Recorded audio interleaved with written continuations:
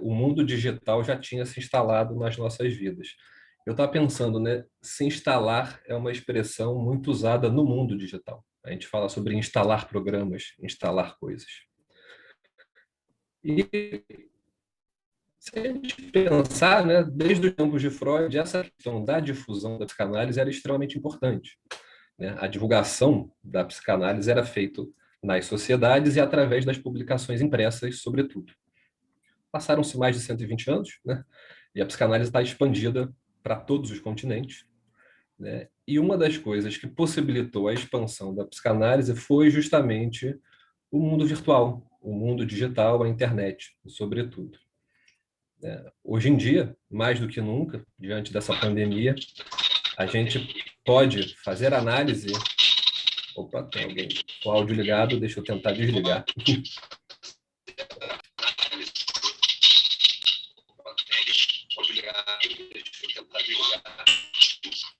Gostaria que todos pudessem desligar os áudios, por favor. Ótimo, obrigado. A gente pode fazer análise, supervisão, encontros como esse e tantos outros de maneira digital, virtual. Tá? Então, aproveitando justamente esse momento de muitas incertezas, a gente está aqui hoje à noite com 3 convidados especiais. Começar apresentando a doutora Laura Orsi, médica e psicanalista, membro titular da Associação Psicanalítica da Argentina, coordenadora do Departamento de Psicanálise e Sociedade, Imprensa e Difusão da Associação Psicanalítica Argentina, e ex-diretora de Comunicação e Publicações da FEPAL entre os anos de 2014 e 2016. Estamos também com Helena Castelo Branco, Relações Públicas, com especialização em marketing e gestão de projetos culturais e eventos, e assessora de imprensa da Sociedade Brasileira de Psicanálise de São Paulo. E o Dr. Carlos Pires Leal, médico psicanalista e membro efetivo da Sociedade Brasileira de Psicanálise do Rio de Janeiro e diretor desse departamento de difusão da psicanálise da Sociedade Brasileira de Psicanálise do Rio de Janeiro. Só para contextualizar vocês, a dinâmica será a seguinte: todos os 3 panelistas vão responder a 3 perguntas previamente elaboradas, tá?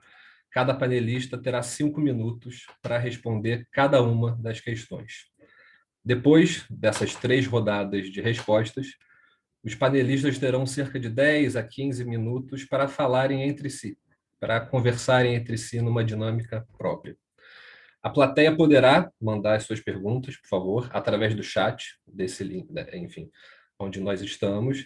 Essas perguntas vão ser sintetizadas pela equipe do departamento, passadas para mim, e eu vou, então, ao final, fazer essas perguntas de modo que os panelistas possam, então, responder às perguntas do público, certo? Então, nós vamos à primeira pergunta, que é: que peculiaridades a cultura digital imprime às iniciativas de difusão e transmissão da psicanálise nos tempos atuais? A primeira pessoa a responder, por favor, a doutora Laura. Tem que tirar o seu... Tem que habilitar o seu som, doutora Laura. Isso. Buenas noches a todos. Antes que nada, quería agradecer la invitación,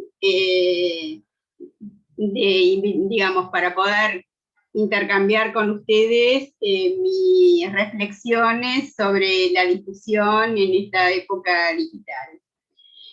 Bueno, yo en realidad había hecho como un escrito contestando a grandes rasgos las preguntas, que era así. Hay que poder imaginar algo distinto a lo que está para poder querer, y hay que querer algo distinto a lo que está para liberar la imaginación, decía Castoriadis. Hoy los invito a reflexionar acerca de las distintas formas en las que se puede teorizar a partir del psicoanálisis como instrumento de pensamiento, reflejar la incidencia de los problemas sociales en la vida cultural de los seres individuales, en los grupos y en la comunidad. Tengamos en cuenta que mientras transmitir el psicoanálisis entre colegas es una tradición, divulgar el conocimiento psicoanalítico siempre provoca resistencias. Es comprensible, ya que obliga a salir de la zona de confort, la intimidad del consultorio o la seguridad de hablar de la teoría. Por mi parte, hace años que trabajo para fortalecer el rol que juega el psicoanalista en los medios de comunicación masivos, de la prensa, las redes sociales, Facebook, Instagram y Twitter. Compruebo una y otra vez el impacto que tales participaciones pueden tener en la institución, en la cultura y la sociedad en la que interactúa el psicoanálisis, siempre cuidando llegar al público sin caer en la banalización de la teoría.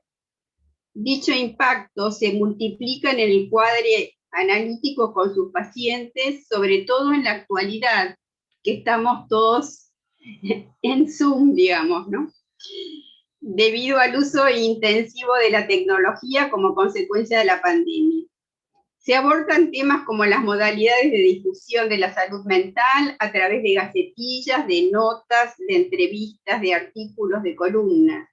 Se produce un efecto dominó en la difusión, transferencias y contratransferencias con los periodistas, con los medios, e inclusive con los pacientes cuando un analista participa en los medios masivos.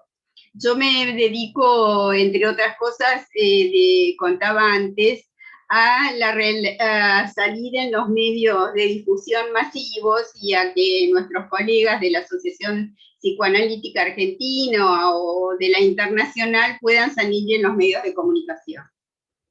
El mundo digital ha afectado nuestra manera de relacionarnos, vivir, descubrir, contactar, aprender, armar y trabajar.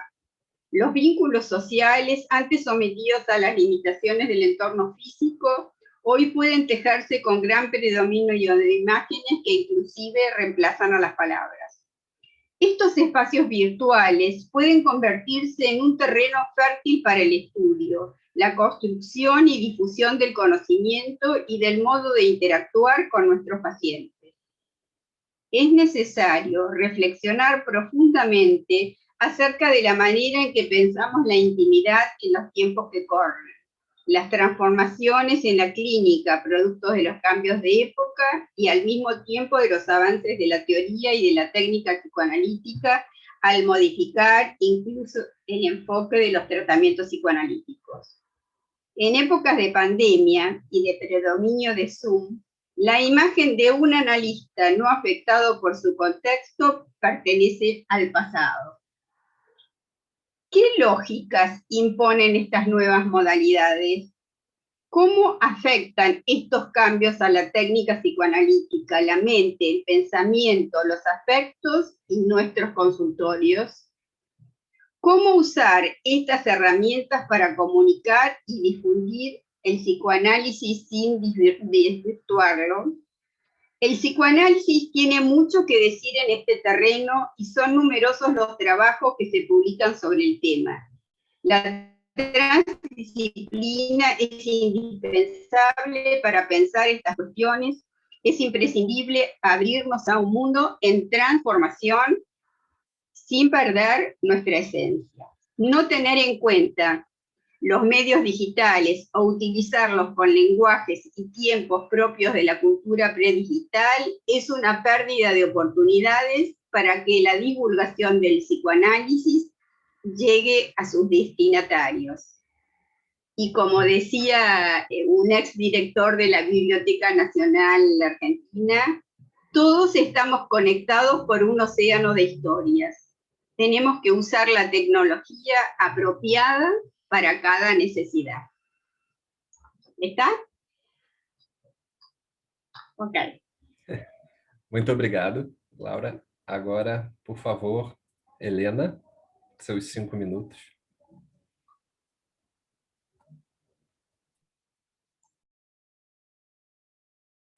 Helena tem que habilitar o microfone. Sim, agora que foi possível. Obrigada. Boa noite a todos.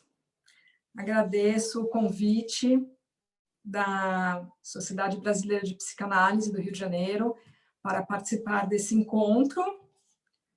É um prazer, uma grande honra estar com vocês nesta noite. Bom, em primeiro eu queria fazer uma colocação, né, que eu sou Relações Públicas e trabalho com assessoria de comunicação há muito tempo, né? Então eu tenho assim uma experiência e um olhar como comunicadora, né? Acredito que tenham muitos psicanalistas, né, aqui nos acompanhando. Tem muitos psicanalistas que fazem também a comunicação de suas redes, de suas sociedades, né? E muitas vezes eles têm um olhar até da psicanálise, né, sobre a comunicação, que pode ser trazido também para essa conversa de hoje. Porém, eu tenho assim a minha experiência como comunicadora, que já trabalhei em diversas áreas. Recentemente eu me especializei em cultura e mais especificamente também na área de comportamento. Então, eu trabalhei 10 anos com uma psicóloga e psicanalista brasileira e divulgava não só o pensamento psicanalítico dela, mas também peças de teatro, livros, né, atividades culturais que ela realizava, e sempre tudo que ela realizava tinha também um olhar psicanalítico, né, ela como sendo psicanalista, né, e depois desse período eu vinha trabalhar com a Sociedade Brasileira de Psicanálise de São Paulo, que eu já estou há 2 anos cuidando de uma boa parte das comunicações, né, da sociedade. Então, o que eu percebo ao longo, assim, já de muitos anos de trabalho nessa minha área, venho percebendo a evolução, né, das tecnologias.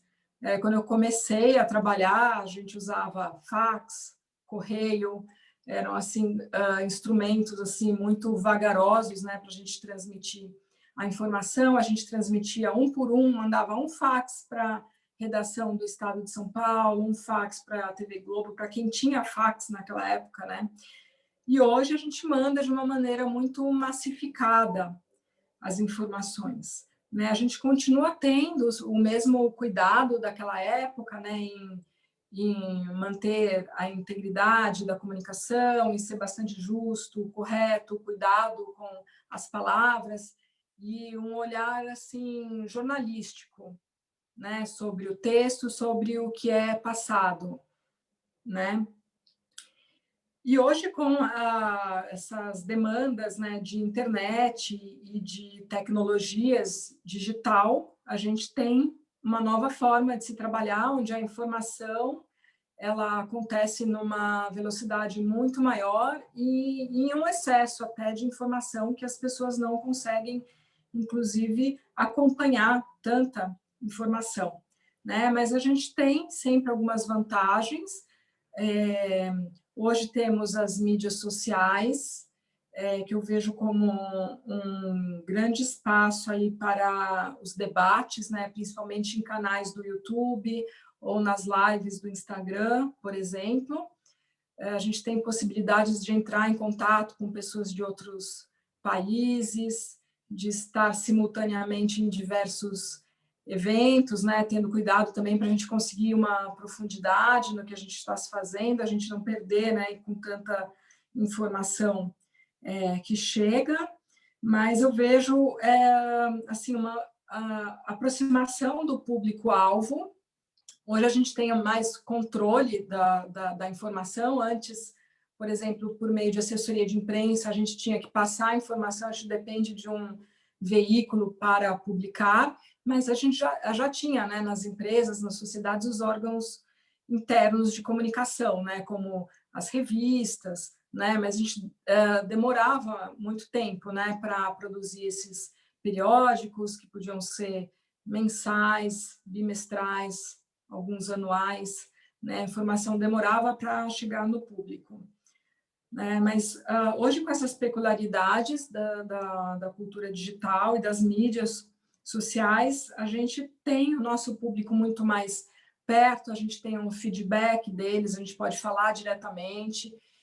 Por isso mesmo, acredito assim que ficamos mais expostos também por conta desse contato, né? As pessoas podem interagir com a sua publicação, podem dar respostas, isso pode vir a ser positivo ou negativo, dependendo, né, do que estiver sendo exposto, mas acredito no caso da sociedade para a qual eu trabalho no momento, a gente não vê assim grandes problemas. A gente tem um público bastante qualificado, bastante especializado, bastante respeitoso, né, com o que é publicado. São pessoas dessa área, né, principalmente psicólogos, psicanalistas, pessoas que estão interessadas numa formação, que estão interessadas nos cursos, e também os próprios membros internos, né? Então, a gente tem um público interno e o público externo, muitas vezes um público leigo e muitas vezes um público especializado também da área de saúde mental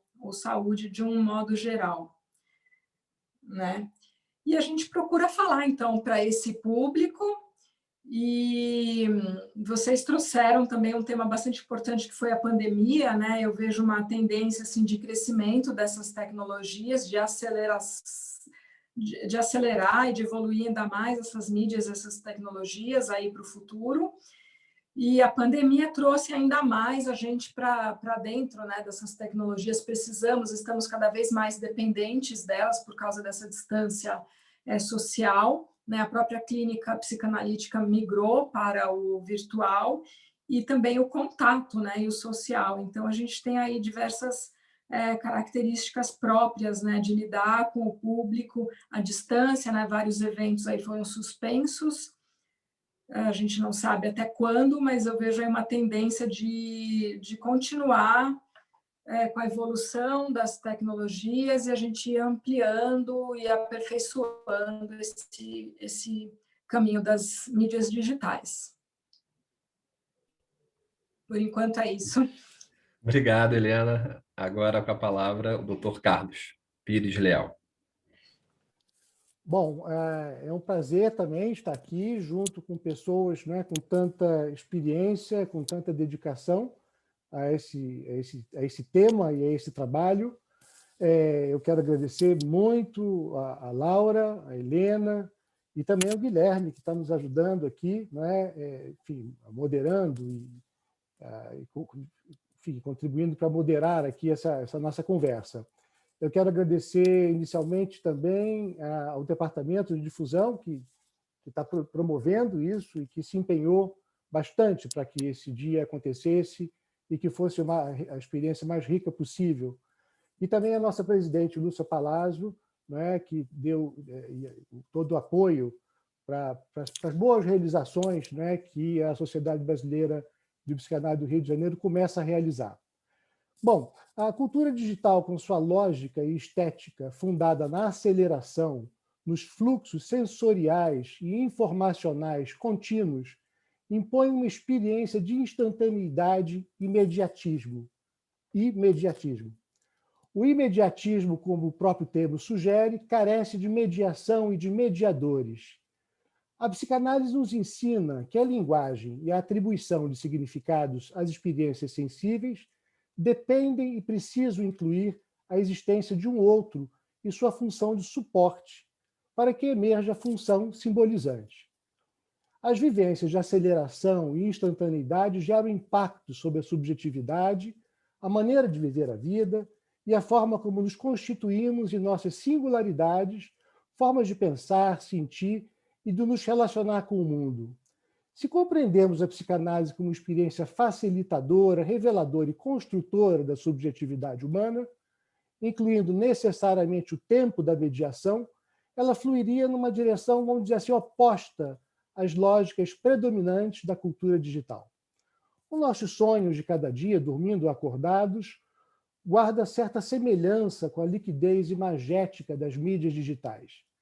Talvez por isso elas exerçam tanto fascínio sobre nós, contornando meio que assim por fora as exigências da aventura incerta e custosa do acesso à linguagem. A Laura estava comentando a respeito da imagem substituindo ou impedindo a palavra. Por outro lado, não acender a ela, a linguagem, nos aprisiona no mutismo do deserto da dessubjetivação, onde só nos restará o transbordamento e a descarga. Além dos nossos pares e pacientes, quem se interessa por nós na cultura contemporânea? Para quem e para que difundimos a psicanálise? Como o fazemos? E nós, psicanalistas, o que queremos quando propagamos a nossa palavra e o nosso saber?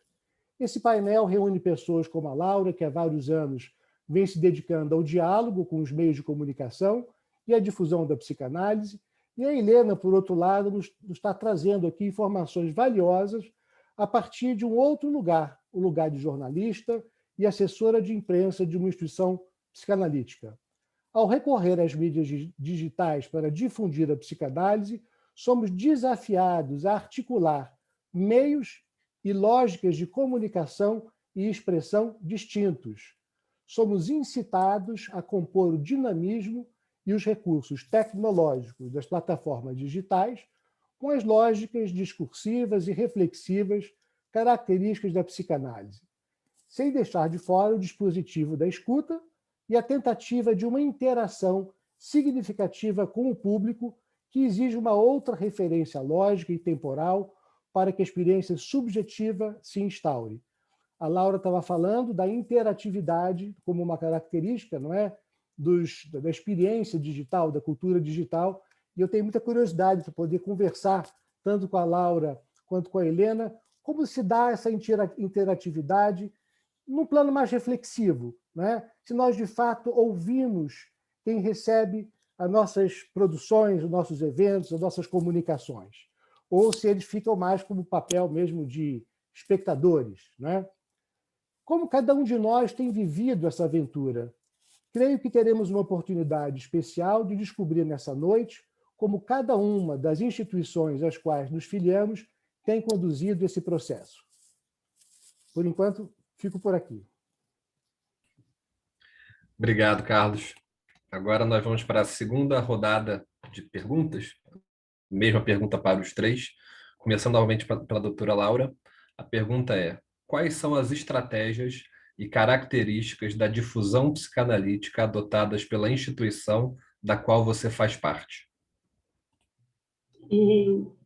Bueno, yo les contaba antes, cuando nos reunimos para hablar de qué hablaríamos, que justo en este momento, en realidad todas las sociedades cambiaron de gestión, con lo cual es muy difícil saber qué será la estrategia comunicacional de la nueva gestión.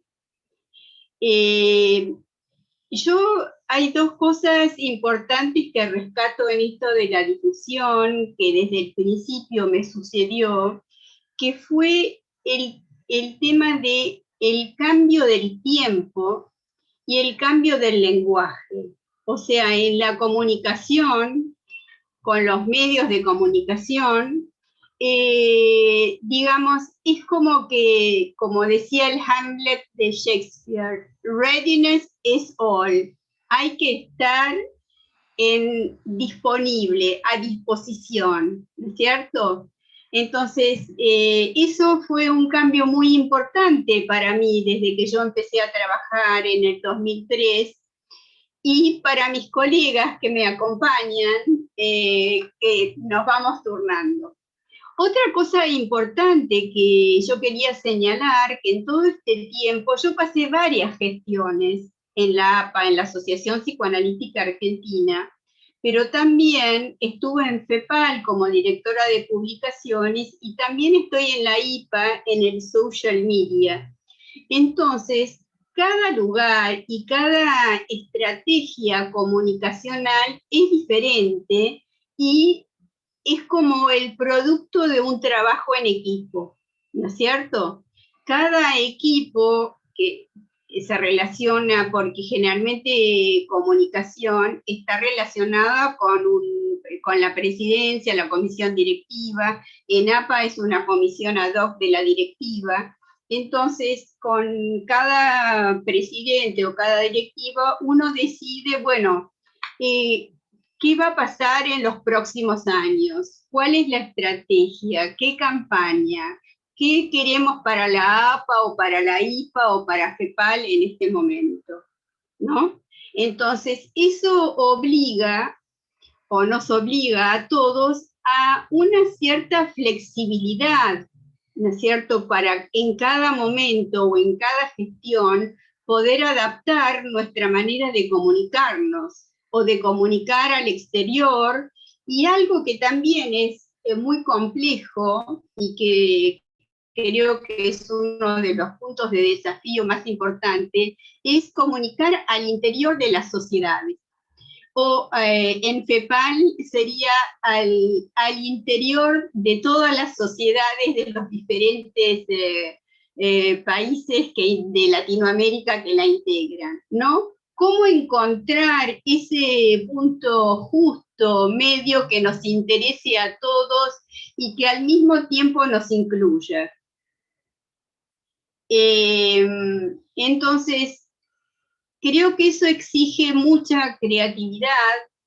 En FEPAL tuvimos justamente a alguien que nos ayudaba con la imagen para la página web y para de alguna manera poder lograr como entre la palabra y la imagen un diálogo, ¿no es cierto?, que fuera eficaz para todos.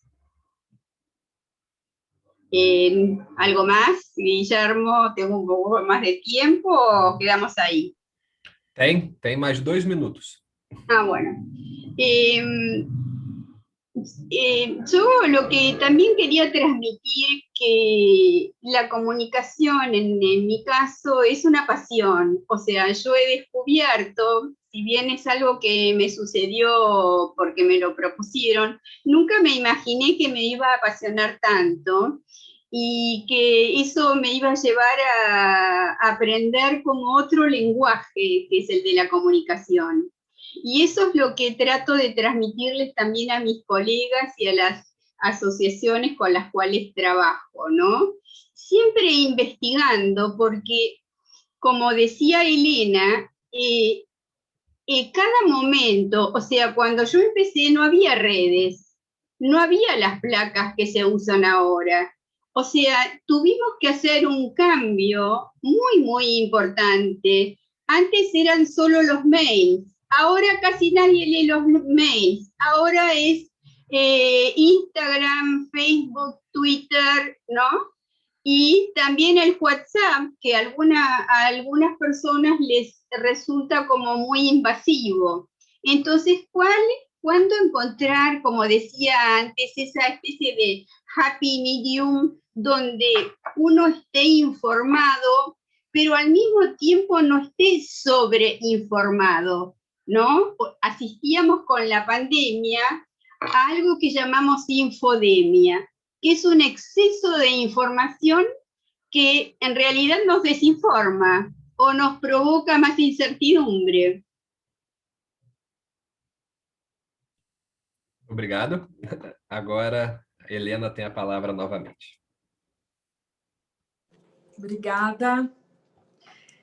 Então, falando sobre as estratégias, né, e características da difusão psicanalítica adotadas pela instituição da qual eu faço parte, né, que é a Sociedade Brasileira de Psicanálise de São Paulo. A sociedade tem hoje uma participação bastante ativa nas mídias sociais, e eu percebo que isso vem crescendo bastante de 2 anos para cá.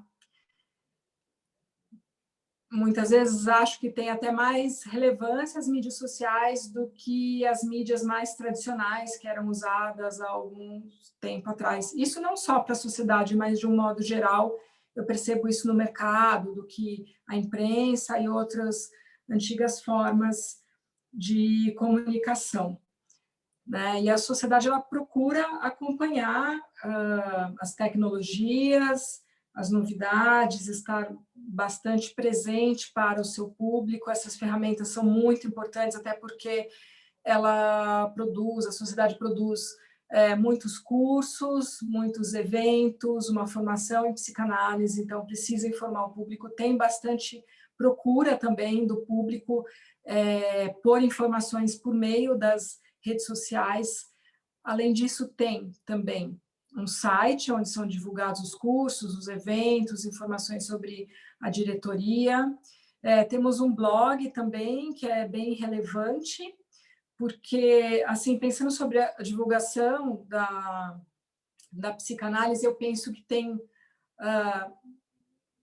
dois temas, né? A gente tem a divulgação do pensamento psicanalítico em si, e a gente tem a divulgação de informações sobre a psicanálise. Por exemplo, você vai divulgar um curso, vai divulgar o lançamento de um livro, né? E a gente dá espaço também para a divulgação do pensamento dos membros e dos psicanalistas, e valoriza também a interface da psicanálise com outras áreas do conhecimento e com outras áreas da cultura. Então, por isso é importante também o blog e a divulgação de artigos para a difusão desse pensamento psicanalítico, que tem as suas peculiaridades, e por meio da imprensa também a gente consegue bastante espaço para a divulgação de artigos que tenham mais profundidade, porque pode existir uma tendência ao mercado em geral, ao público leigo, muitas vezes não saber diferenciar o que faz um psicanalista, o que é esse pensamento, e muitas vezes o próprio jornalista que nos procura por meio dos veículos de imprensa, eles podem não saber a diferença, por exemplo, entre os diversos profissionais que atuam nessa área de saúde mental, e muitas vezes eles não têm tempo também para se aprofundar, para dar a profundidade que o assunto merece, né? Então, cabe assim também ao assessor de imprensa a fazer esse papel de poder entregar para o jornalista aquilo que ele precisa, mas também sendo fiel ao pensamento que a sociedade acredita, que a sociedade representa, né? E com a profundidade que os temas merecem. A gente tem também um canal no YouTube, onde foram divulgados já ciclos que eram intitulados Mal-Estar na Civilização, que eram realizados presencialmente. Esses ciclos ainda estão disponíveis, eventualmente a gente divulga, né? Eu acredito que o YouTube foi um importante canal, vem sendo ainda, né? A gente faz uma parceria com o MIS, Museu da Imagem e do Som, de São Paulo, para a produção de um evento que é o Ciclo de Cinema e Psicanálise, que hoje é feito online, antes ele era realizado presencialmente, e esse evento traz temas bastante importantes, né? Discute a cultura, discute o cinema e temas da sociedade, né? Discute sobre racismo, sobre doença, sobre política, sobre relações humanas, sobre família, né? Sempre trazendo esse olhar psicanalítico. Então, acho que é um evento assim que tem bastante procura, até mesmo do público leigo, do público que não é da área de saúde mental. E então eu vejo assim como uma das ferramentas assim bastante importante para essa difusão, ao lado dessas outras que eu já citei, né? Além disso, tem também informativos para o público externo, para o público interno. Então, eu acredito que seja assim bem completo, né? Em termos de ter assim várias formas, né? De se chegar no público, de interagir também com essas pessoas por meio desses debates. É isso. Obrigado, Helena. Agora com a palavra, Dr. Carlos Pires Leal.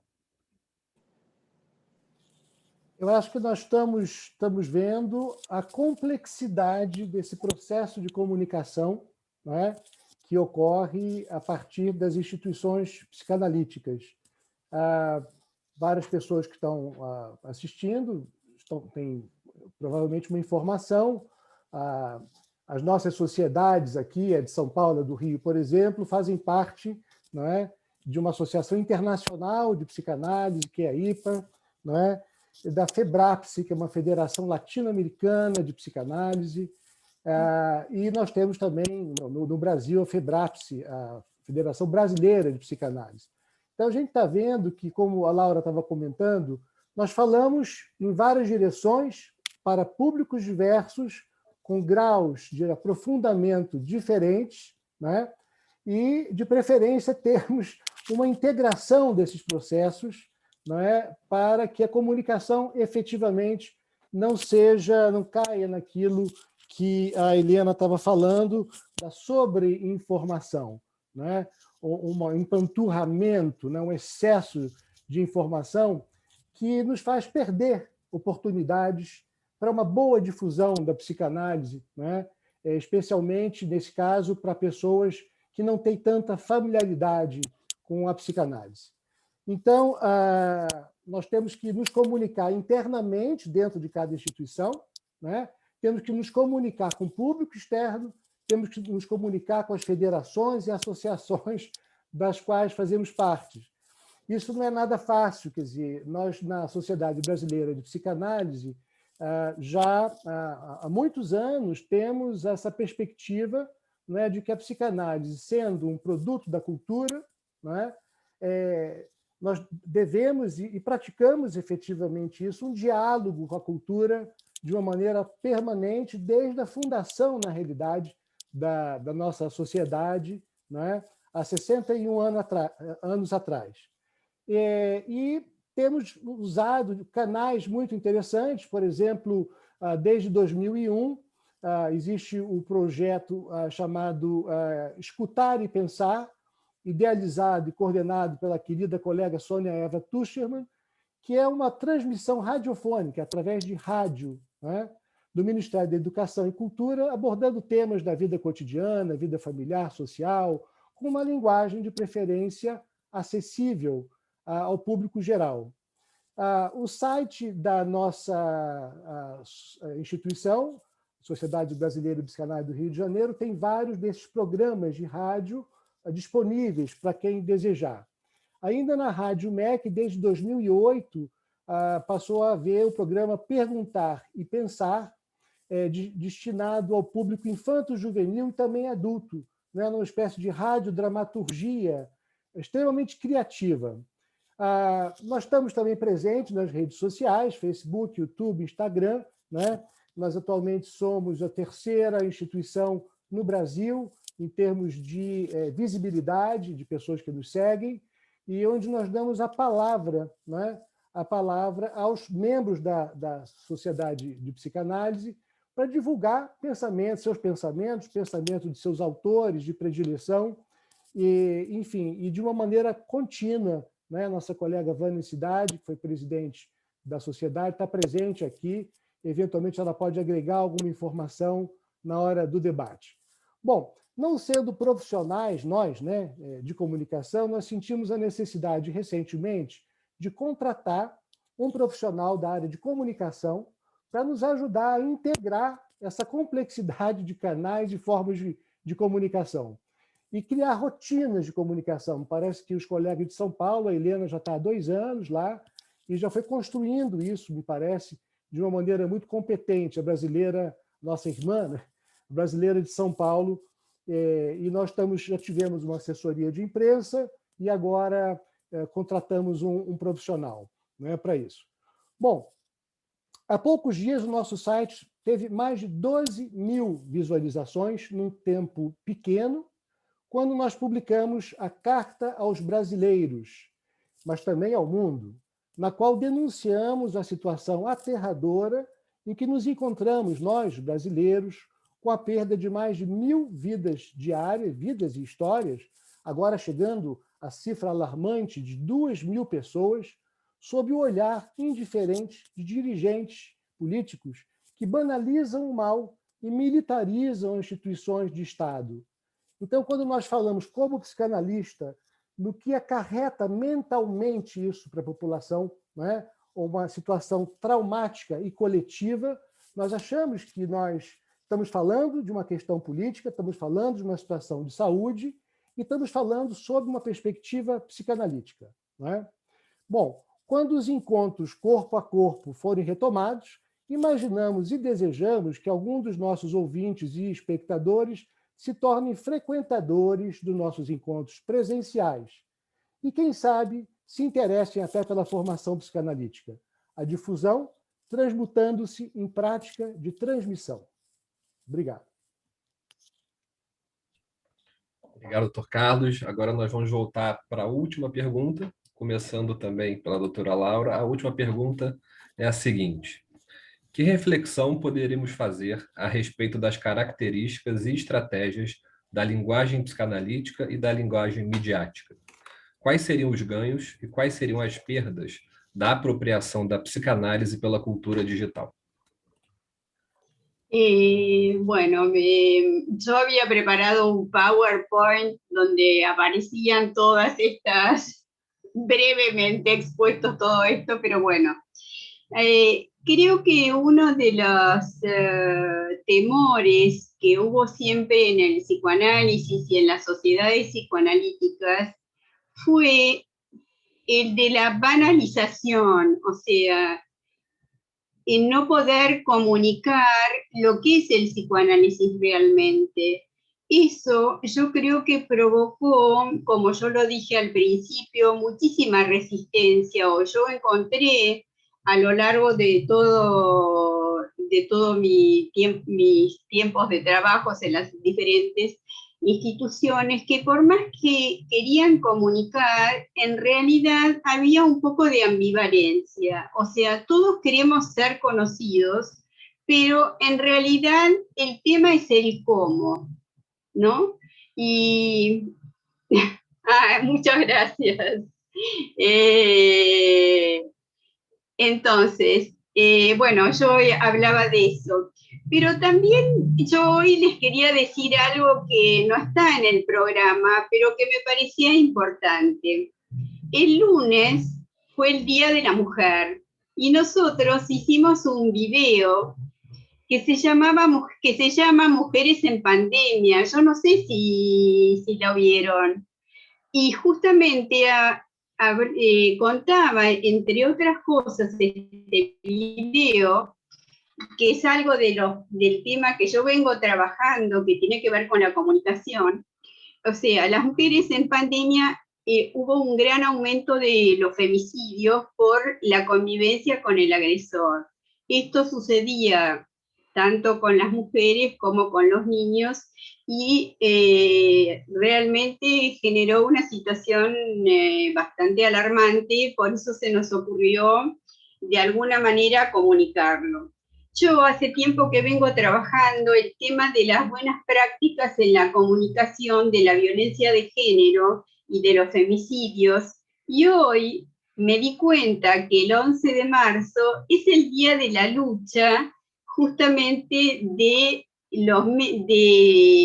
cómo comunicar en los medios la violencia. Así que me parecía como muy importante transmitirles esta situación, porque en esto que también hablamos de la comunicación, por ejemplo, en el caso de los femicidios, como también a veces sucede en el caso del suicidio, puede haber como un efecto copycat, o sea, de identificación. Entonces, hay que ver cómo uno de alguna manera comunica esto de una manera adecuada para, de lo mismo que estábamos hablando de la infodemia, en vez de ayudar, de prevenir, de contener, no provocar un mal mayor.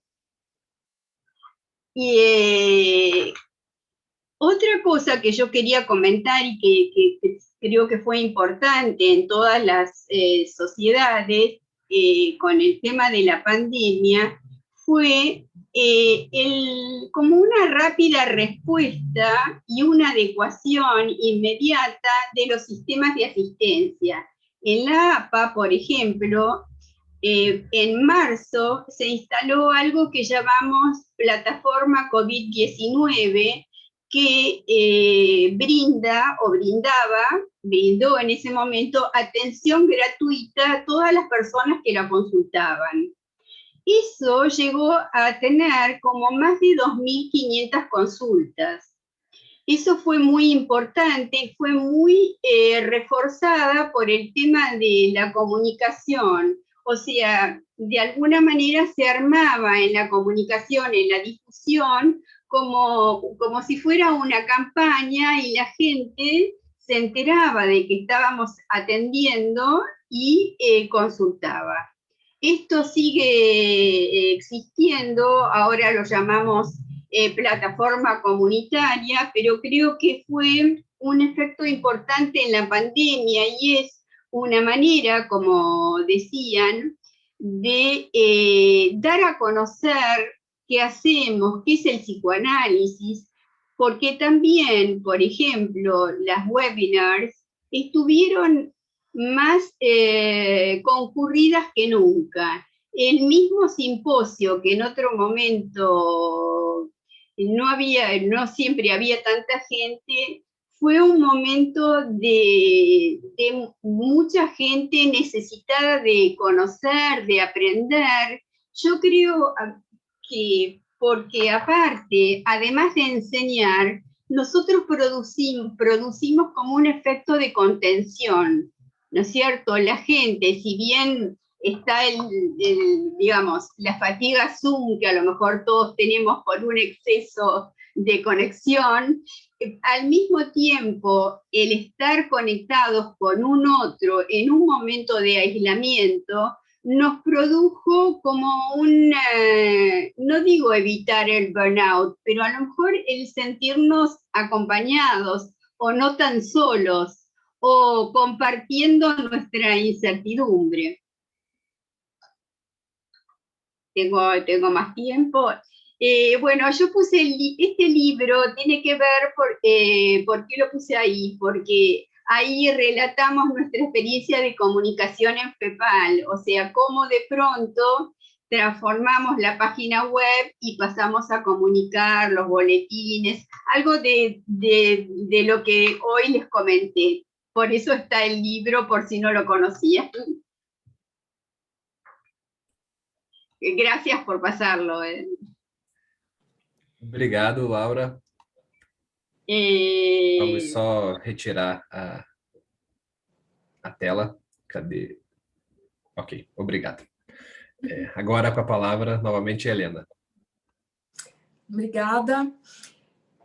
Falando sobre as características, né, da linguagem psicanalítica e da linguagem midiática, com certeza são assim linguagens bem diferentes, né?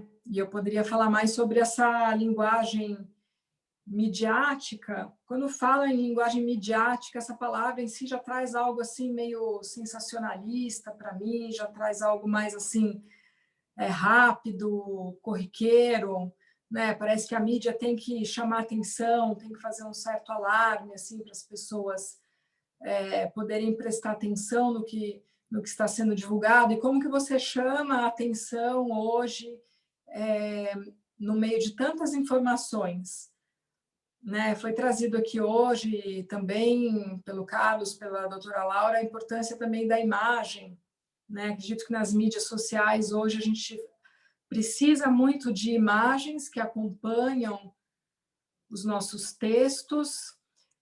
Muitas vezes essas imagens a gente procura referências nas artes, por exemplo, na cultura, imagens que sejam assim subjetivas, que promovam uma reflexão maior, assim como a linguagem psicanalítica, né? Mas a gente procura fazer uma ponte também entre a psicanálise por meio da imagem também, trazendo imagens que possam levar o leitor a entrar naquele universo, a uma reflexão maior, a já começar a entrar no tema que vai ser tratado, né?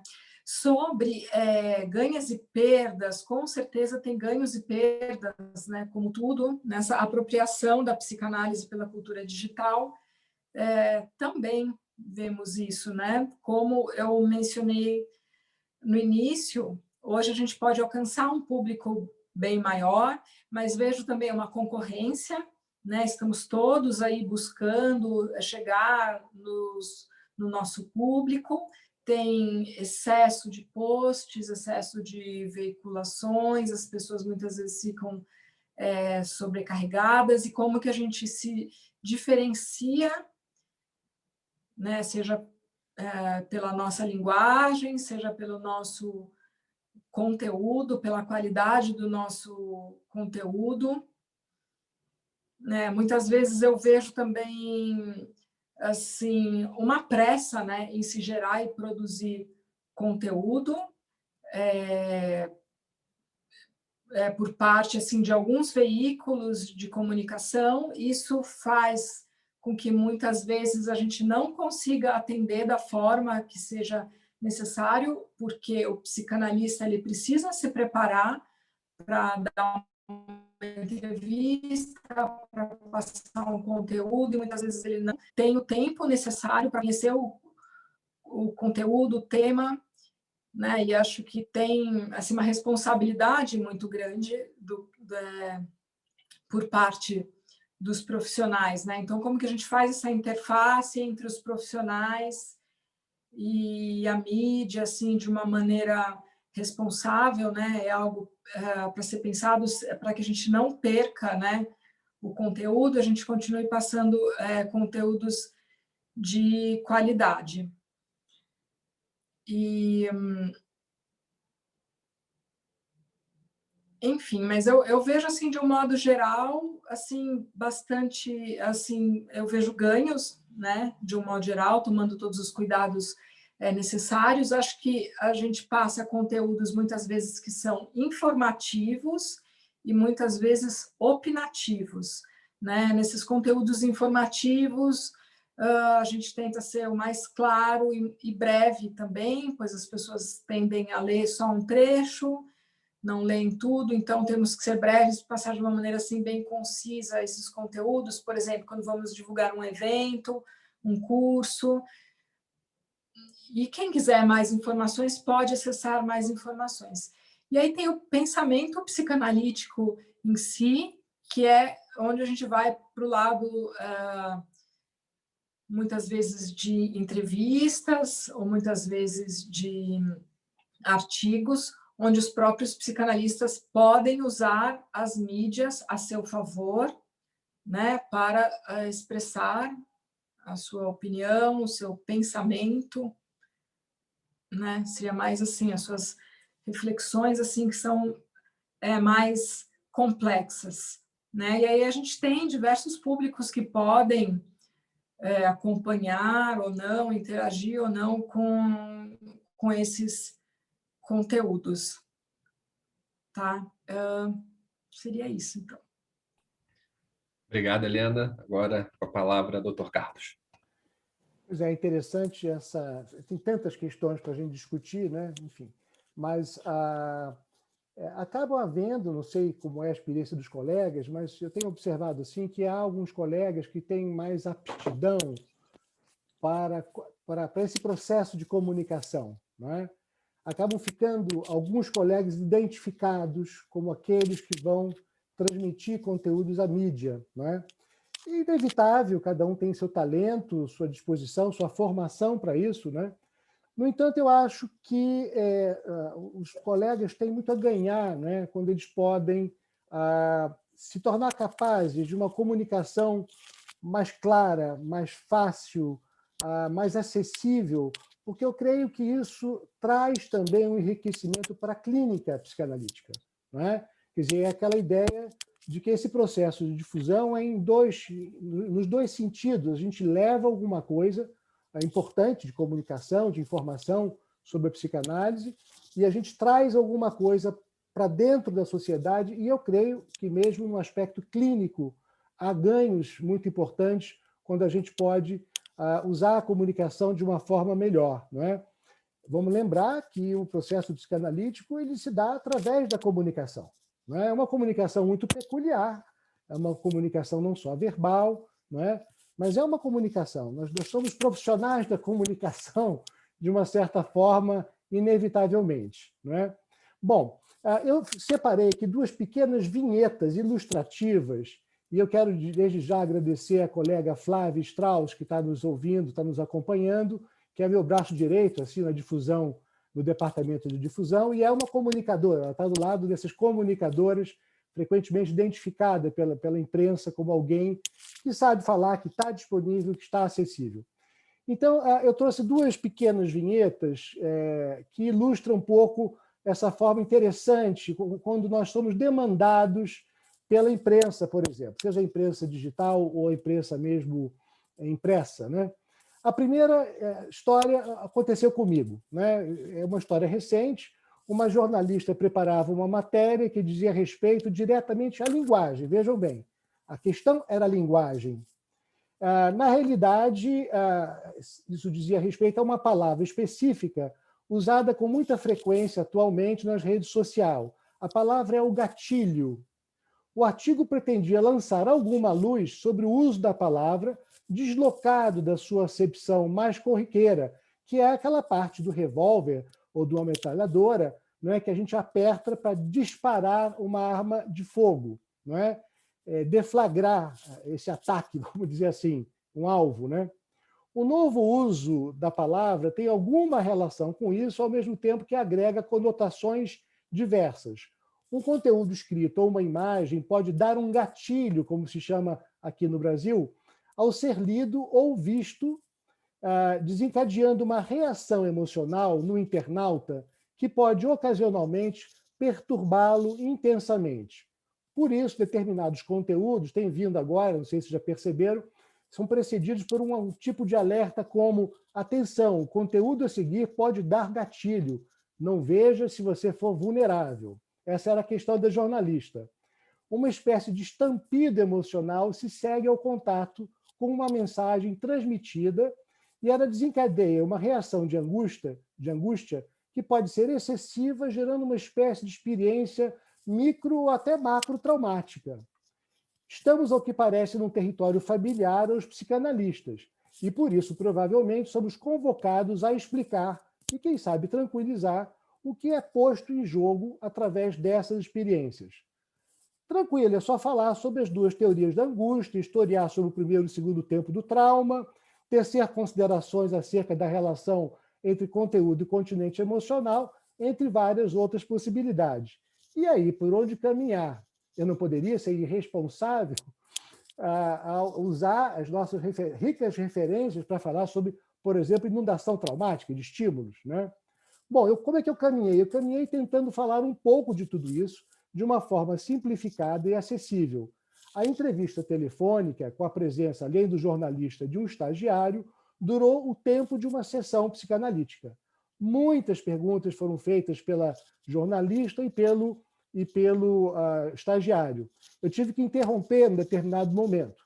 Curiosamente, essa conversa de 45 minutos aproximadamente gerou na matéria final 4 linhas. Segunda vinheta, mais curta. Quem sabe depois a Helena pode explicar para a gente o que aconteceu nessa história. A segunda vinheta é mais rápida, ela foi vivida por uma colega psicanalista. Eu me apropriei meio que livremente da experiência, mas mantendo o sentido do que aconteceu. O jornalista queria ajuda para compreender a eliminação de uma jogadora do Big Brother Brasil após uma série de ataques vingativos de seus companheiros de confinamento. A colega se esmerou em ajudar a jornalista a compreender os afetos primitivos, a espetacularização das reações humanas criadas em um ambiente de laboratório e coisas do tipo. Nenhuma linha dessa vez foi publicada. Nada. Curiosamente, e à semelhança do que aconteceu na vinheta anterior, o jornalista ficou encantado com a colega, encantado com a conversa. Posteriormente, ele assistiu à aula inaugural do Instituto de Formação da nossa sociedade e pediu a gentileza para a colega de ser informada sobre novos eventos de psicanálise. Ele disse: estou investindo nos estudos de psicanálise. Talvez ele esteja até presente nesse momento aqui, nos assistindo. Bom, em tempos de pandemia, que dispara um gatilho emocional planetário e sem precedente de uma cultura regredida, esvaziada na sua competência simbólica para metabolizar experiências tão intensas, creio que a psicanálise tem algo de único e de muito valioso a dizer. Será que vocês concordam? Vamos discutir. Obrigado.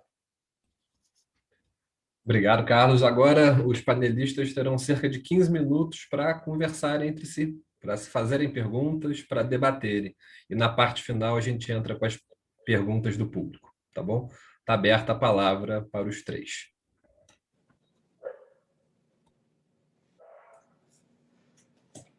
Bem, posso falar? Eu vou começar, então, fazendo alguns comentários aí para o Carlos, né? Ele fez aí algumas menções aí ao meu nome durante a exposição dele, com algumas perguntas.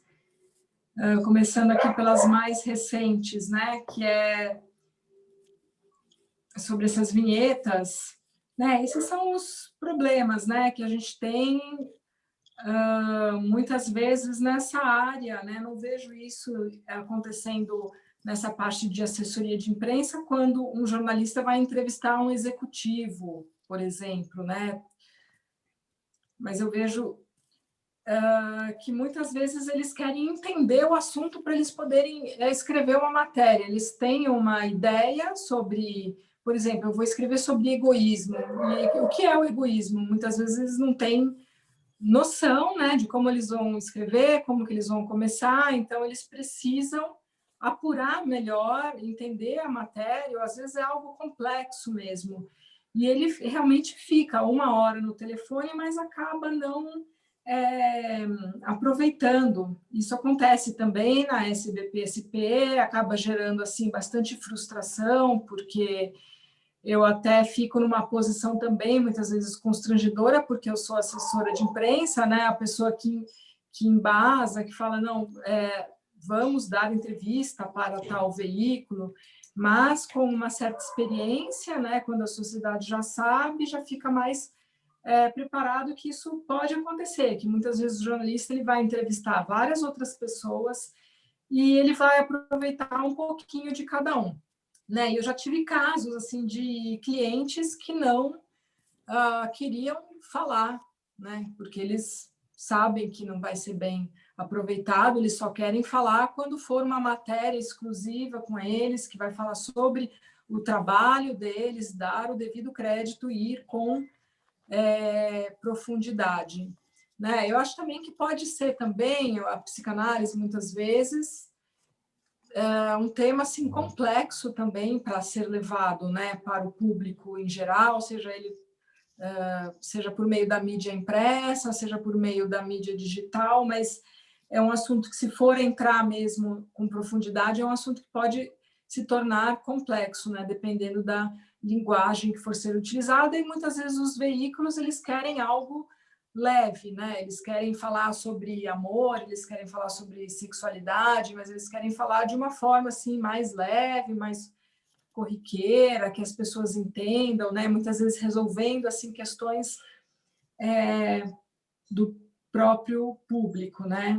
Agora, o que não pode acontecer é do jornalista utilizar, né? Apenas usar o psicanalista e não citá-lo, né?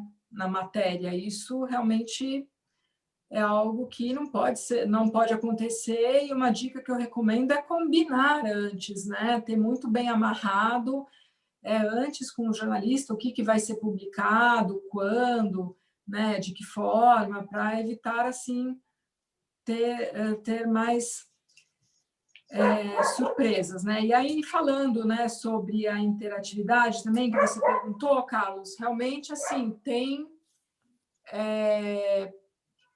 uma interação, né? Como eu falei, assim, na parte do YouTube, por exemplo, tem perguntas do público. Quando os eventos eram presenciais, tinha bastante participação, assim, da plateia, sempre tem um espaço, né, para que o público, que a plateia possa perguntar. E hoje nas mídias sociais também a gente vê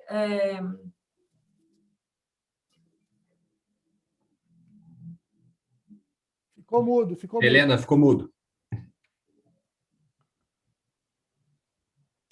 Opa, desculpa, aconteceu sozinho aqui. Mas falando aí sobre a interação, então, com o público, existe, né, nos eventos online atualmente, por meio de diversos canais, né, seja no privado, seja nos debates, né, acho que o público tem bastante interesse em conhecer mais, né, sobre o assunto, sobre psicanálise, e que, no fundo, fala sobre relações, sobre comportamento, né, sobre temas que atingem todos nós. Eu queria fazer uma pergunta para Laura. Posso falar? Posso. A Laura tem tanta coisa interessante para perguntar, muita coisa interessante, Laura, para perguntar para você, e eu espero que você esteja me entendendo razoavelmente bem, né? Aliás, essa questão da comunicação hoje aqui tem uma relação interessante com a língua, né? O Brasil é o único país sul-americano que fala uma outra língua, português, né? Mas nós, conversando previamente, achamos que não deveríamos nos intimidar com a diferença entre as línguas, porque nós temos, enfim, primeiro, desejo de nos comunicar, não é? Nós temos parcerias entre as sociedades da América do Sul, você própria falou da FEPAL, etc. Então, eu acho que a barreira da comunicação, a barreira da língua, nesse caso, está sendo aqui ensaiada de ser transposta, não deixar que nós tivéssemos hoje aqui, mesmo sem tradução, mas com a ajuda aí da Noel, que está presente, uma querida colega uruguaia, residente no Brasil, está a postos, se for necessário. Mas muito obrigado mais uma vez, Laura. Mas eu queria perguntar a você, Laura, você usou um conceito muito importante da psicanálise, que é o conceito da transferência e da contra-transferência, para aplicar isso nesse processo de comunicação. Você falou sobre transferência e contra-transferência com jornalistas, não é? Com algum órgão de imprensa específico, e aí a gente pode pensar tanto a transferência, seja amorosa, seja negativa, de ódio, de ataque, enfim, de um analista ou até de uma instituição com um determinado órgão de imprensa. Eu queria ouvi-la um pouquinho a respeito dessa observação, desse fenômeno da transferência e contra-transferência usado nesse campo. Tá? E já para emendar aqui rapidamente, porque nosso tempo é curto, dirigir uma outra questão para a Helena, que é a respeito, Helena, das métricas. Né? Algumas pessoas talvez não saibam, enfim, as métricas são as estatísticas, em última instância, não é, de visibilidade, de cliques, de frequência aos nossos conteúdos. Eu queria perguntar a você, Helena, se você acha que, de alguma maneira, essas métricas podem interferir no tipo de comunicação ou de informação. Ou seja, isso se fala até nas novelas e nos conteúdos da televisão, né? As pessoas olhando sempre, o tempo todo para a audiência e acabando moldando, enquadrando para agradar uma audiência a algum tipo de conteúdo. Se você vê algum tipo de questão dessa natureza. Por enquanto, fico por aqui. Laura? Bueno, sí, yo creo que cuando vos decís lo del lenguaje y el poder entendernos, tiene que ver con un deseo, ¿no es cierto? El deseo de escucharnos y entendernos más allá de los idiomas. De hecho, yo soy italiana y vivo en la Argentina, hablo inglés y francés, y en mi familia hay gente que habla portugués. O sea, hubo un deseo de comunicación, ¿no? O una apertura o una escucha especial hacia otros lenguajes que me hizo, a pesar de las dificultades y de los temores que tenía esta noche, aceptar la invitación de ustedes. Respecto a las viñetas y a lo que me preguntabas sobre la transferencia y la contratransferencia, el tema de la comunicación en los medios fue un proceso para mí, porque de alguna manera tuve que entablar una relación con los periodistas de los medios que vengo trabajando desde el 2003 y tengo una relación continua, una interacción, y en esta interacción que también armé con mis colegas para que me pudieran acompañar en este proceso de las notas, entonces eso arma como diferentes transferencias. y diferentes relaciones con mis colegas para que estén a disposición cuando llaman los medios, con los periodistas que me convocan porque yo les doy o los relaciono con gente que les puede contestar o les puede develar lo que ellos necesitan.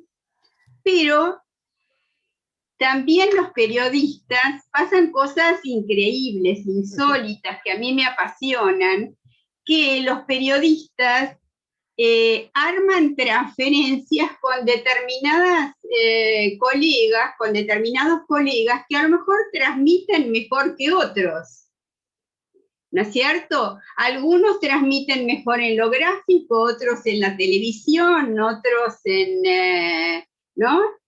Cada persona es para un lugar diferente y hay que poder entender esa situación. O algunos, por ejemplo, ahora estamos haciendo muchas columnas de opinión para que no pase lo que decía Carlos, que a veces nos tienen 1 hora o media hora hablando y nos publican 2 o 3 palabras y muchas de las palabras dicen que son de ellos y no nuestras, lo cual me provoca una complicación con mis colegas que me protestan. ¿Qué pasó que no pusieron? Entonces, uno está como en el medio de varias situaciones, pero de todo esto que acontece y que estoy viviendo todo este tiempo, yo rescato muchas cosas. Las transferencias, o sea, hay periodistas que después de la entrevista se han contactado para analizarse con alguno de esos profesionales o han escrito a nuestra asociación para poder analizarse. Otra de cosas que ha pasado es que, por ejemplo, colegas, después de varias notas, han escrito libros o han sentido la necesidad de escribir o de expresarse o de, por ejemplo, poder hacer su monografía para titular, que hasta ese momento no habían podido. Entonces yo encuentro que esta experiencia, o han dado charlas TED, entonces esta experiencia para mí siempre es como muy positivo, a pesar de que hasta que no sale la nota y yo no la veo, en realidad tengo miedo. Tengo miedo de lo que a veces nos hacen decir que no decimos, ¿no es cierto? Por eso muchas veces le pido a los colegas, porque ahora mucho se da por los audios o por los llamados telefónicos, es que por favor escriban, porque lo que uno escribe es más difícil de, si bien lo recortan, pero en general copian y pegan y por lo menos dicen lo que uno dice. Pero bueno, es un trabajo constante el que por lo menos yo realizo en todas estas idas y venidas y además en elegir qué colega o el presidente o la vicepresidenta de la asociación, porque en general son más requeridos los representantes de la asociación, ¿no es cierto?, que mis colegas. Pero hay veces, hay notas que no son para ellos. Entonces uno tiene que decidir a quién le pasa esa nota o por qué no se la pasa o si se la pasa que salga de una manera particular y todos los detalles que eso implica. Eso, yo lo decía, tenía que ver con el Readiness is All, porque implica estar a disposición, implica un tiempo y un esfuerzo, un aprendizaje, una escucha, que es lo que yo hago y hice en todo este tiempo. Gracias, creo que gracias. respondí lo que te dije, lo que me preguntaste. Muchas gracias, muy claro, gracias. Olá. Carlos, você me perguntou sobre as métricas. Eu só queria que você repetisse o final da sua pergunta, por gentileza. O que exatamente sobre... Eu queria saber, o que eu perguntei foi de que forma, né? Primeiro, se você puder falar brevemente sobre as métricas e como, se vocês usam e que valor dão a elas, e mais importante, se as métricas, aquilo que se mede, enfim, de alguma maneira interfere nos conteúdos oferecidos à imprensa, não é? Uhum. Se de alguma maneira limita, se formata, se impede alguma comunicação no sentido de atender aquilo que o público quer e não ter a liberdade tão importante para comunicar e para transmitir as nossas ideias. Ah, sim. Temos métricas, né? Mas assim, não tem uma importância assim tão relevante, no sentido de que esse post tem mais curtidas e mais comentários, mais interação do que aquele, então esse conteúdo não é tão relevante, até porque acho que para você estudar as métricas precisa assim analisar muito a fundo, né, o que está acontecendo, se foi realmente conteúdo, se foi o horário da postagem, né? Eu acho que tem assim, né, muitas variantes, né? Muitas vezes a gente precisa realmente postar um conteúdo, né? Temos, né, que divulgar alguns assuntos e divulgamos, né? Mas não temos como base assim o que foi feito no passado para a gente poder repetir, né? Ainda não chegamos assim ainda nesse nível, né? Mas é claro que a gente leva em consideração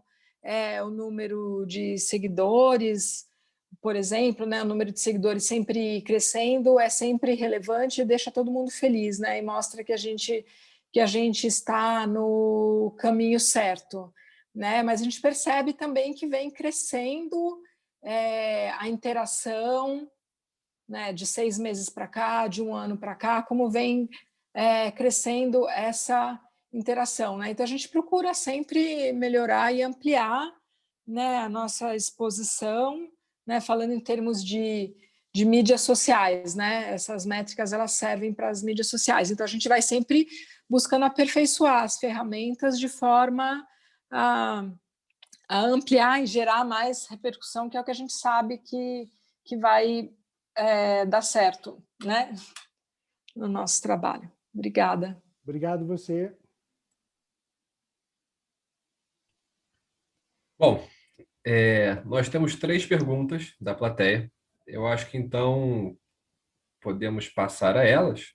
Eu vou ler e os 3 panelistas podem ficar à vontade para responderem brevemente cada uma das perguntas, ok?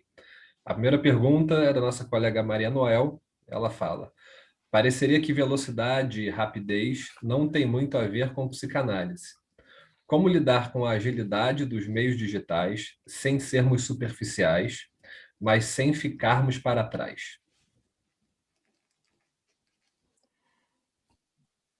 Muito pertinente essa pergunta, muito boa, né? Foi um pouco do que eu comentei, né? Sobre a profundidade, a necessidade de reflexão do psicanalista e a linguagem midiática que é mais rápida, a imprensa que muitas vezes precisa fazer uma entrevista para ontem, né? E quais são esses meios de comunicação e os veículos específicos que a gente pode buscar para que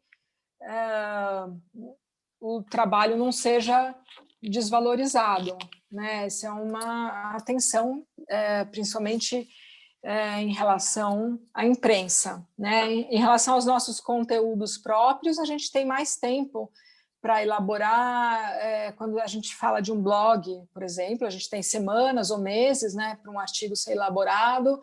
Em relação às mídias sociais também, aos nossos informativos, tudo só é aprovado e transmitido depois de passar por um período aí de maturação, que tudo esteja correto, todas as palavras, né, estejam adequadas. Agora, em relação à imprensa, a gente prioriza artigos, tá? Seja em revista, ou seja em portais, ou então entrevistas que a gente possa responder por escrito.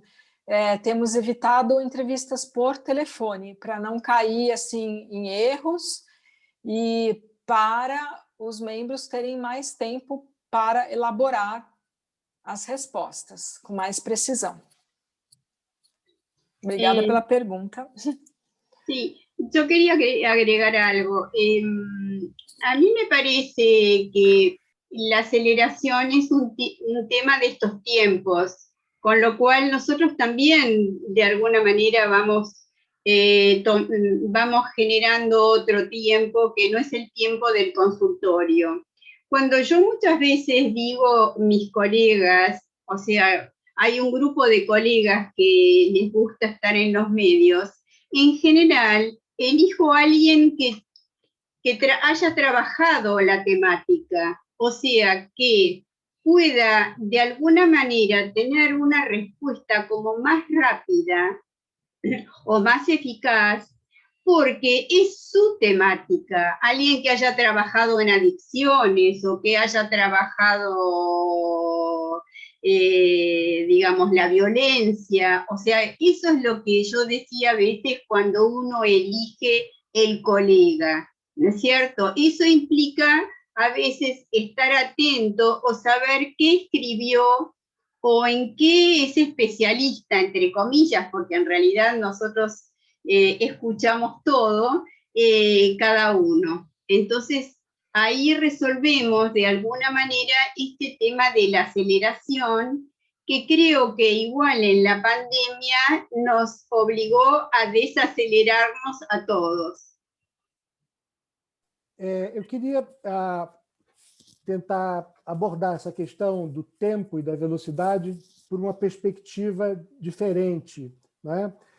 Que perspectiva? Quer dizer, a velocidade da linguagem da mídia, né? Frequentemente ela é rápida no sentido de uma velocidade de informação, de uma quantidade de informação, de um uso excessivo de imagens, de estímulos sensoriais, tudo num fluxo contínuo, ininterrupto, disponível a qualquer hora. Nós psicanalistas, de uma maneira geral, uma relação com o tempo diferente, certamente, né? Um tempo da reflexão, o tempo da pausa, o tempo da falta, não é? E quando nós somos, então, convidados ou solicitados a entrar, não é, no circuito midiático, seria de se esperar, eu senti um pouco nas vinhetas que eu falei, né? O que é isso, doutor Carlos, a questão do gatilho, e como é que é isso? Uma série de perguntas da mesma velocidade, com o mesmo encadeamento, com a mesma lógica da mídia, que se usa na mídia. Então, a gente podia perguntar assim, o que acontece, então, né, quando a gente responde de uma forma diferente, num outro tom, numa outra lógica do que nos é demandado. E aí eu acho que acontecem várias coisas, mas duas coisas, assim. Primeiro, isso pode perturbar um pouco, gerar um certo mal-estar, como se nós não estivéssemos, por exemplo, entendendo ou respondendo o que está sendo dirigido a nós, não é? A outra, isso gerar uma certa perturbação. Eu desconfio na primeira vinheta que o colega, eu estou chamando de colega, o jornalista, não é? A jornalista era uma mulher, talvez tenha tido, em parte, uma certa dificuldade em transpor para a escrita objetiva aquilo que eu conversei com ela, não é? Que era alguma coisa mais no âmbito do plano reflexivo.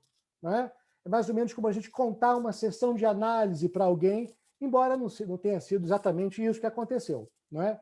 Então, eu acho que, por um lado, essas diferenças de tempos e de lógicas podem gerar angústia no jornalista e no analista, mas pode gerar também uma sensação de continência. Essa nova lógica, não é? Nova em relação ao que predomina na mídia, para lidar com as situações de angústia, situações traumáticas. A nossa escuta, eu acho que também pode trazer uma certa pacificação e um esboço de reflexão de alguma forma. Eu gostei muito, queria agradecer a Noel pela pergunta que faz a gente pensar. Muito obrigado. Ok, vamos à segunda pergunta. Uma pergunta mais extensa, mas de modo geral, a Isso pergunta se vocês podem avaliar se a ampla divulgação que está sendo feita nas suas instituições está levando a um aumento de jovens interessados na psicanálise, ou em jovens que iniciam a formação nas suas instituições.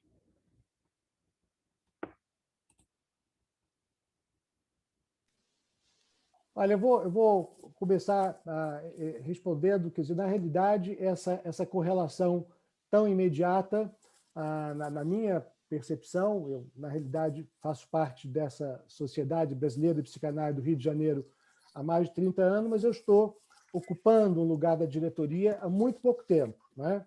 Mas me informei, ando me informando sempre sobre o que acontece na sociedade, e já houve um relato, não é, de uma certa correlação, por exemplo, entre a presença de alguns colegas que estavam ligados à difusão anteriormente no meio universitário, em faculdade de psicologia, por exemplo, não é?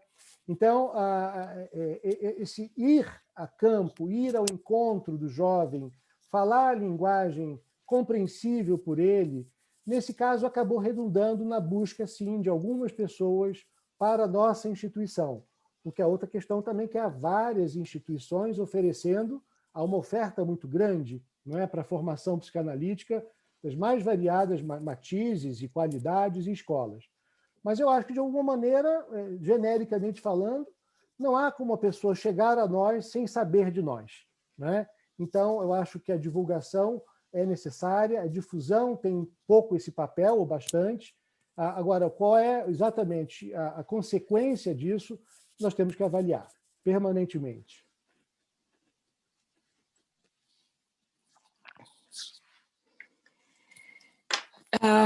Então, da minha parte, eu acredito que vem crescendo, sim, o público interessado, né? Pelo menos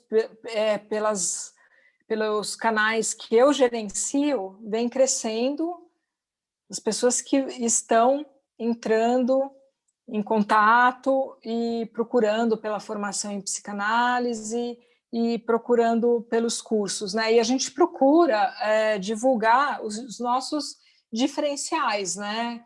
Que a SBPSP é filiada à FEBRAPSE, à IPA, até porque tem uma questão aí de regulamentação da profissão, então tem várias áreas, né, várias segmentações por onde pode caminhar essa formação em psicanálise. Então, a gente procura trazer esse público interessado na formação específica que a gente oferece nos conteúdos, né? E acredito que vem crescendo, sim, e que essas mídias vêm ajudando na difusão da psicanálise. Inclusive, vejo os profissionais, né? Muitos profissionais de outras áreas, que às vezes nem são da área de psicologia ou da área de medicina, que têm interesse em fazer uma formação em psicanálise e se aproximar dessa área.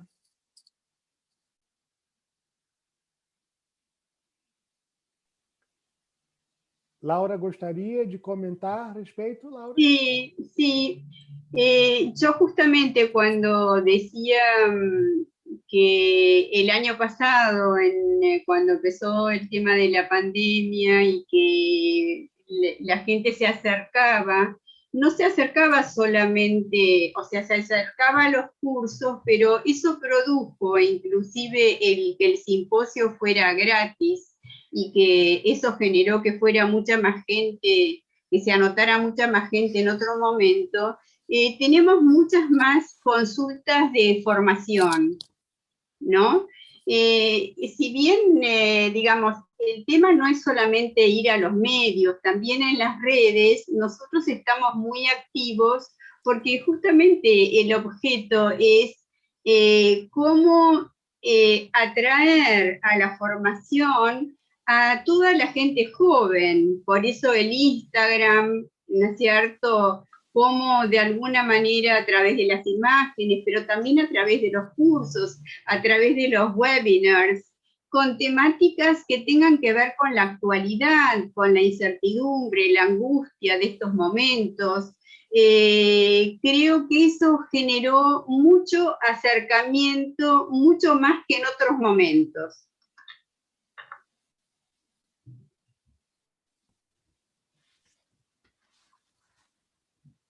Temos agora a terceira pergunta, doutora Cristina Amendoeira, é a seguinte: como pensam a experiência da comunicação com pessoas mais velhas e com dificuldades cognitivas nesse momento de pandemia?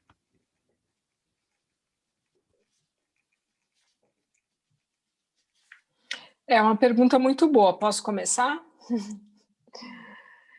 Sim, quando a gente divulga nas mídias sociais, principalmente, a gente pensa, né, nos diversos públicos, as pessoas que têm facilidade com celular, com smartphones, com notebook, e pessoas que podem não ter tanta facilidade. As próprias mídias têm algumas limitações, né? Por exemplo, no caso do Instagram, ele não tem, a gente não consegue colocar os hiperlinks. A gente quer levar o nosso usuário para o site para ele realizar inscrições ou para ele realizar alguma atividade. Então, ele tem que sair do Instagram ou sair do Facebook e ir para o nosso site e acessar alguma página e muitas vezes se inscrever. Aí ele vai receber por e-mail uma confirmação de inscrição. E tem muitas pessoas que têm dificuldade em realizar todas essas tarefas, e muitas vezes é complicado a gente explicar pela internet, por mensagem, como que as pessoas podem, né, fazer todo esse procedimento. A gente tenta ajudar ao máximo, né, respondendo no privado, mas assim, tem algumas limitações mesmo das próprias mídias sociais, quando a pessoa chega, por exemplo, numa página de pagamento também, de ter que colocar um cartão de crédito, muitas vezes pode dar um erro. Enfim, são várias questões que podem acontecer. A gente tenta explicar ao máximo, né, como que pode ser feito, tentar ser claro, ao mesmo tempo não colocar muitas informações que podem até confundir, mas acontece sim essa dificuldade, né, que pode acontecer em qualquer faixa etária, né, mas com as pessoas mais velhas, assim, que não têm tanta familiaridade, né, que não cresceram já utilizando computadores, notebooks, pode ser mais complicado, né? A gente tenta ajudar essas pessoas, diminuir também as etapas, né, diminuir o número de cliques, diminuir esses processos até que ela consiga concretizar o objetivo, que seja uma inscrição ou uma participação em alguma atividade online.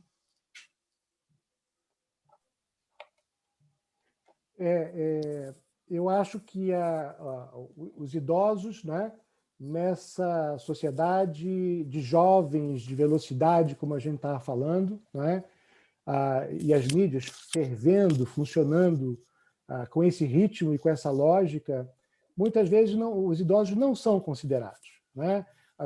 Poucos conteúdos, embora eu tenha a impressão que esses conteúdos vêm crescendo de uma maneira geral, a inclusão, né? Até porque as populações estão envelhecendo e precisam ser levadas em consideração, né?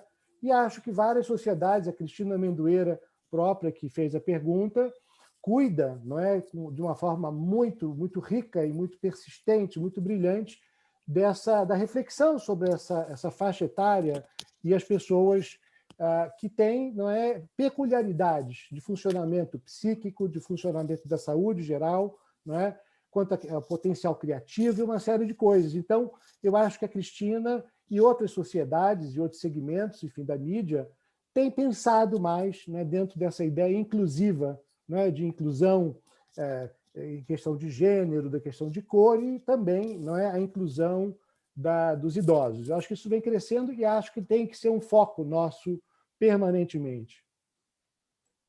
Sim, coincido. Sí, yo, coincido con... ¿puedo hablar?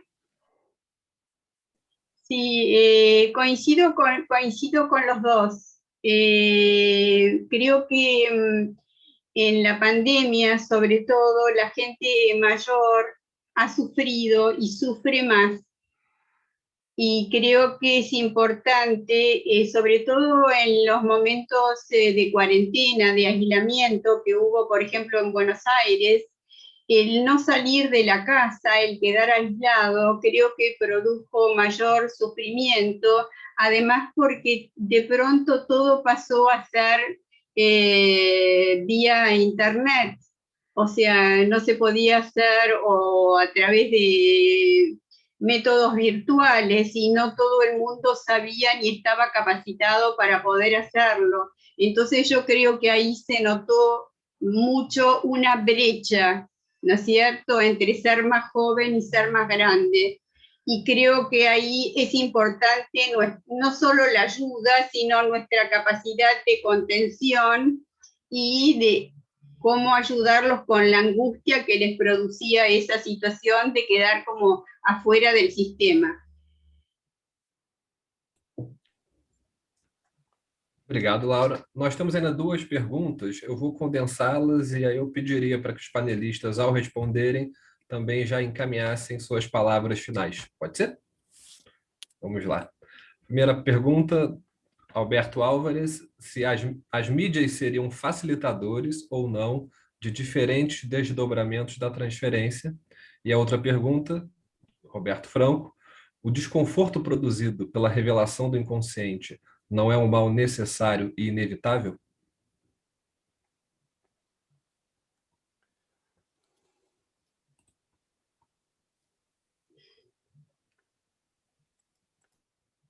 Bom, eu queria primeiro dizer que eu não acho que é um mal, eu acho que é um bem necessário e um bem inevitável, né?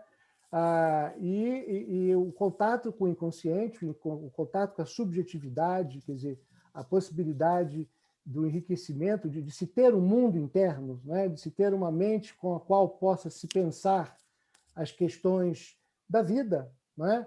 As questões da angústia. Esse momento da pandemia, né, é um exemplo. Uma colega psicanalista falou que é um grande laboratório, uma grande lente amplificadora dos fenômenos mentais e psíquicos, né? Então, eu acho que a gente está vendo nesse momento uma solicitação, né, creio que maior também, de algum profissional, algum saber, né, que possa ajudar a dar algum sentido a essa coisa traumática, uma coisa inominável, a coisa que inunda, que deprime, né? E acho que a psicanálise tem um saber bastante específico, bastante rico a respeito disso. Então, eu acho que é alguma coisa que pode perturbar, pode, enfim, de alguma maneira criar aqui e acolá alguns mal-estares, mas eu creio, né, que a psicanálise, tanto a psicanálise transmitida e conversada e divulgada na mídia, quanto a psicanálise dentro do consultório, positivamente enriquece as pessoas, torna as pessoas mais aptas, né, para viver as suas próprias vidas, né? Então, eu acho que não é um mal, é sempre um bem. Eu não vou falar minhas últimas palavras, só minhas penúltimas palavras, porque eu quero 1 minuto para depois fazer um agradecimento final, Guilherme, se você concordar como coordenador. Concordar. Por favor, Laura ou Helena podem responder as perguntas. Por favor, Guilherme, você pode repetir a segunda pergunta? Claro. A segunda foi: o desconforto produzido pela revelação do inconsciente não é um mal necessário e inevitável? É uma pergunta complexa que eu acho que é mais voltada. As duas perguntas acho que foram muito voltadas para essa questão psicanalítica, né? Mas eu acredito que sim. Mas eu não consigo me estender muito assim nesse tema, assim, que eu acho que são perguntas assim mais voltadas para os psicanalistas, né? Falando de inconsciente e transferência, né?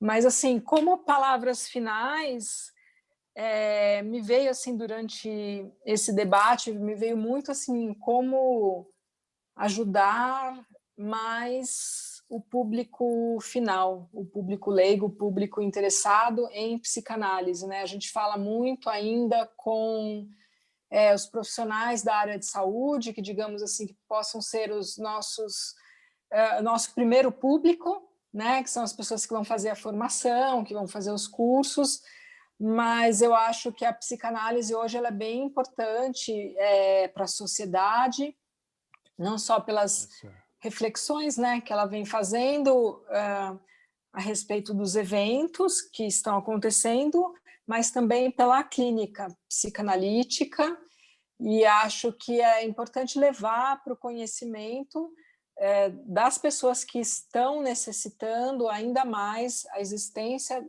desse serviço e de uma maneira mais acessível também para a população, principalmente nesse momento de pandemia, né, que a gente viu assim claramente aumentando aí o sofrimento psíquico das pessoas, e a psicanálise pode contribuir bastante, né? Então, vou pensar em formas assim de fazer esse pensamento, e não só o pensamento, né, mas como um serviço mesmo, como que esse serviço pode se expandir e chegar mais para a população.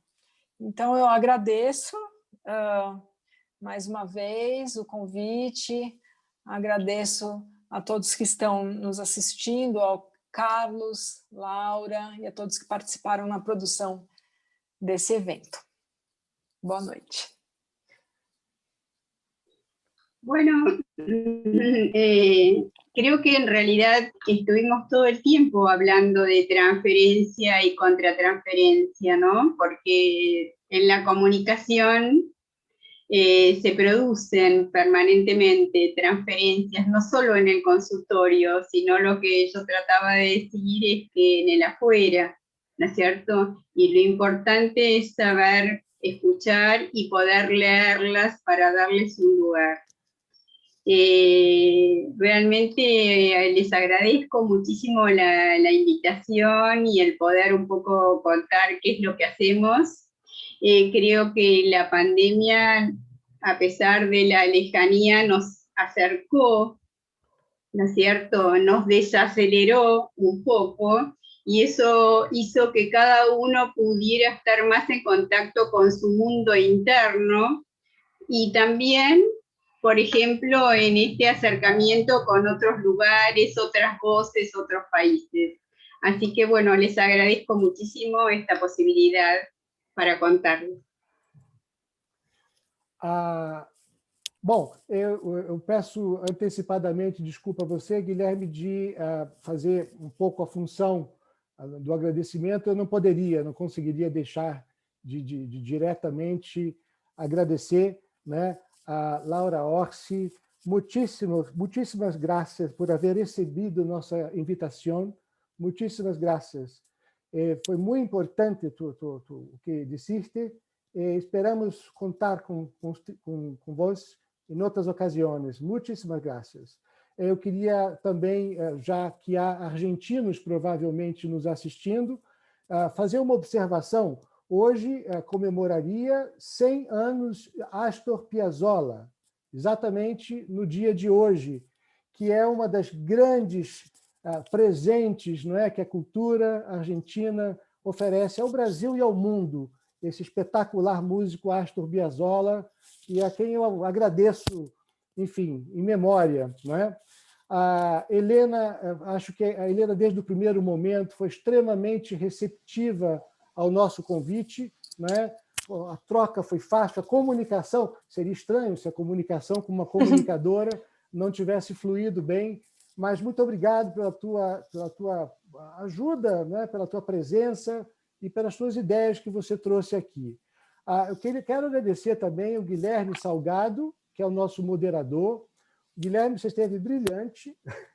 Eu achei que você, não é, conduziu com delicadeza, com eficiência, com dinamismo esse encontro de hoje, e também, não é, nos preparativos, você foi uma pessoa generosa, presente e realmente parceira, não é?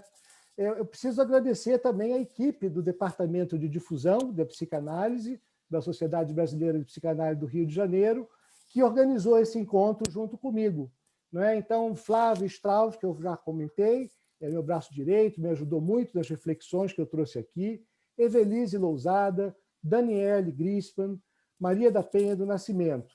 E ainda os colegas que cuidam, né, dessa área da comunicação dentro da nossa sociedade, Roberto Franco, Eliane Marcelino, Vânia Cidade, que me ajudaram a compreender a complexidade das mídias digitais e que cuidam delas com muita dedicação na nossa sociedade. Obrigado de verdade a todos vocês. Eu, antes de encerrar, queria também agradecer, foi um prazer, e comunicar a todos que a doutora Laura gentilmente cedeu os slides dela, então todos os inscritos receberão o que ela produziu nessa noite, inclusive com as referências bibliográficas, novamente nosso agradecimento. Enfim, obrigado ao Departamento de Difusão da Sociedade Brasileira de Psicanálise aqui do Rio, é um prazer fazer parte dessa sociedade, e agradeço a presença de todos, voltem sempre, que teremos vários eventos assim como o Carlos nos prometeu, não é isso? Boa noite a todos e até mais. Boa noite a todos. Obrigado Boa pela noite. presença.